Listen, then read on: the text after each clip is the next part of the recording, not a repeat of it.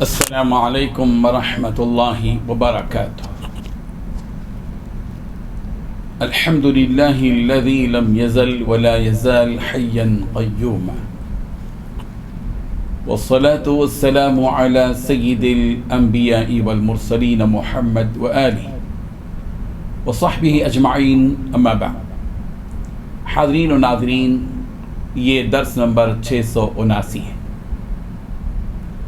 سورہ اعراف کی آیت نمبر 128 کی آج تشریح کی جائے گی۔ آیت نمبر 128۔ چلیے سب سے پہلے اس آیت کی ہم تلاوت کرتے ہیں، لفظی ترجمے اور ترجمے کے بعد تشریح کرتے ہیں۔ اعوذ باللہ من الشیطان الرجیم، بسم اللہ الرحمن الرحیم۔ قال موسى لقومه استعینوا باللہ واصبروا ان الارض للہ یورثها من یشاء من عباده والعاقبۃ للمتقین۔ قال، کہا موسیٰ، حضرت موسیٰ نے، لقومہ، اپنے قوم سے، استعینوا، تم مدد طلب کرو، باللہ، اللہ سے، واصبروا، اور صبر کرو، ان الارض، یقیناً زمین تو، للہ، اللہ ہی کی ہے، یورثها، وہ اس کا وارث بناتا ہے، من یشاء، جس کو چاہتا ہے، من عبادہ، اپنے بندوں میں سے، والعاقبۃ، اور اچھا انجام تو، للمتقین، متقیوں کے لیے ہی ہے۔ ترجمہ یوں ہے، حضرت موسیٰ نے اپنی قوم سے کہا کہ اللہ سے مدد مانگو اور ثابت قدم رہو، زمین تو اللہ کی ہے اور وہ اپنے بندوں میں سے جسے چاہتا ہے اس کا مالک بناتا ہے، اور آخر بھلا تو ڈرنے والوں ہی کا ہے۔ اس آیت میں 6 باتیں بتائی گئی ہیں۔ پہلی بات، حضرت موسیٰ علیہ السلام نے اپنی قوم سے کہا۔ دوسری بات، اللہ سے مدد مانگو۔ تیسری بات، صبر سے کام لو۔ چوتھی بات، یقین رکھو کہ زمین اللہ کی ہے۔ پانچویں بات، وہ اپنے بندوں میں سے جسے چاہتا ہے اس کا وارث بنا دیتا ہے۔ چھٹویں بات، آخری انجام پرہیزگاروں ہی کے حق میں ہوتا ہے۔ بزرگان محترم، حضرت موسیٰ علیہ السلام نے اپنی قوم کو 2 کاموں کا حکم دیا جس کا تذکرہ اس آیت میں ہے۔ یہ ایک حکم تو حضرت موسیٰ علیہ السلام نے یہ دیا کہ اپنی قوم کو کہ وہ اللہ سے مدد مانگے۔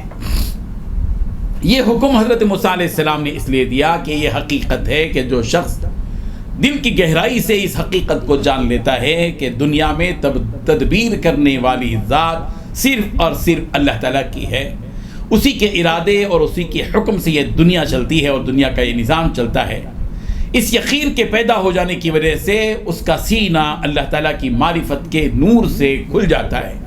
اس کو یہ شرح صدر ہو جاتا ہے کہ جو مصیبتیں بھی آئیں گی وہ اللہ تعالیٰ ہی کی طرف سے آئیں گی، خیر اور شر دونوں رب ذوالجلال ہی کی طرف سے آتی ہیں، والقدر خیرہ وشرہ من اللہ تعالی۔ اسی شرح صدر کا نتیجہ یہ نکلتا ہے کہ مختلف قسم کی آزمائشوں کا مقابلہ کرنا اس کے لیے آسان ہو جاتا ہے۔ اب جب آزمائشیں آئیں اور بلائیں اتریں تو یقین کی آنکھوں سے یہ دیکھ لیتا ہے کہ سب کچھ قضائے الہی اور تقدیر خداوندی سے ہوا ہے۔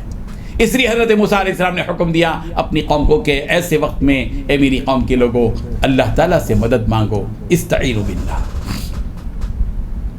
اور دوسرا حکم یہ دیا کہ وَاصْبِرُوا، کہ صبر سے کام لو۔ سورہ بقرہ کی آیت نمبر 153 میں بھی اللہ تبارک و تعالیٰ نے ایمان والوں سے خطاب کرتے ہوئے انہی دونوں کاموں کا حکم دیا۔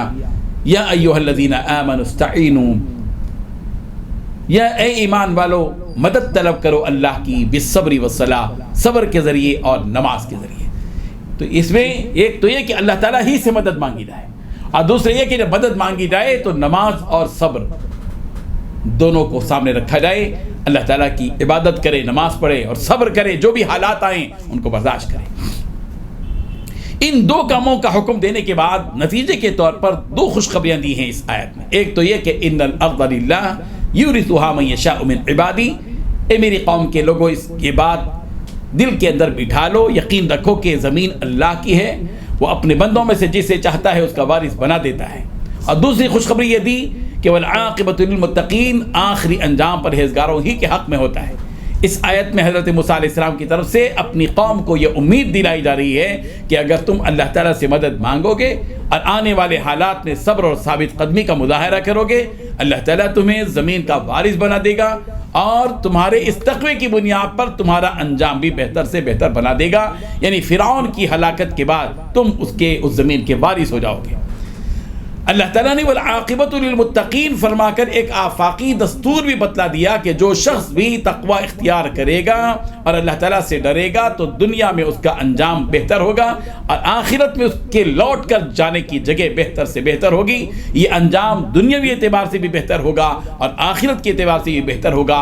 دنیا کے اعتبار سے بہتر اس معنی کر ہوگا کہ دشمن کے مقابلے میں فتح اور نصرت ملے گی، اور آخرت کے اعتبار سے جنت کی وہ نعمتیں ملیں گی جن نعمتوں کو اللہ تبارک و تعالیٰ نے متقیوں کے لیے تیار کر رکھا ہے، اعدت للمتقین۔ ہمارے بھارت میں جس ملک میں ہم زندگی بسر کر رہے ہیں، مسلمانوں کو اس آیت سے بہت بڑا سبق ملتا ہے کہ فرقہ پرستوں کی طرف سے پہنچنے والی سازشوں اور ناپاک تدبیروں کی وجہ سے جو کچھ ہم پر مصیبتیں آئیں گی، ہمیں صبر سے کام لینا پڑے گا، اللہ تبارک و تعالیٰ کی طرف رجوع کرنا پڑے گا۔ اگر ہم اللہ تعالیٰ کی طرف رجوع ہوں گے، اللہ تعالیٰ سے مدد مانگیں گے، تقوی والی زندگی گزاریں گے اور جو حالات آئیں گے ان پر صبر کریں گے، اللہ تبارک و تعالیٰ ضرور ہمارے لیے بھی وہ حالات پیدا کرے گا اور اللہ تبارک و تعالیٰ اس سرزمین میں ہمیں امن، سکون اور عافیت کے ساتھ زندگی بسر کرنے کا ماحول فراہم کرے گا۔ اللہ تعالیٰ ہم سب کو صحیح معنی میں اس آیت کو سمجھنے کی اور اس سے عبرت حاصل اور سبق حاصل کرنے کی توفیق عطا فرمائے۔ وآخر دعوانا ان الحمد للہ رب العالمین۔